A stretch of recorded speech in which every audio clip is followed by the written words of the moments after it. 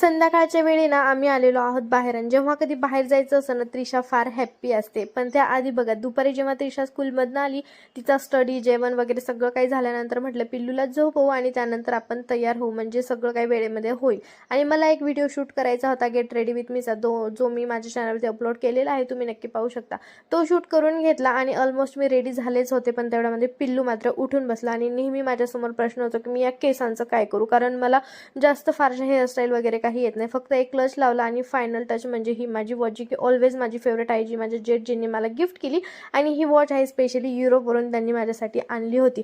बरं चला आता जाण्यासाठी रेडी तर झालो आणि जिथे जायचं होतं तिथे म्हणजे माझ्या नंदेच्या मुलीचा होता बड्डे वगैरे सगळा झाला आणि घरी यायला आम्हाला जवळपास 10-10:30 वाजले. आणि एकदा का रात्रीचे 10 वाजले आणि मी जर नाही झोपले तर माहिती नाही माझी झोप कुठे उडती कुठे गायब होते तर माहिती नाही. मग 10:30 वाजता गॅलरीमध्ये हेड मसाज करत बसले.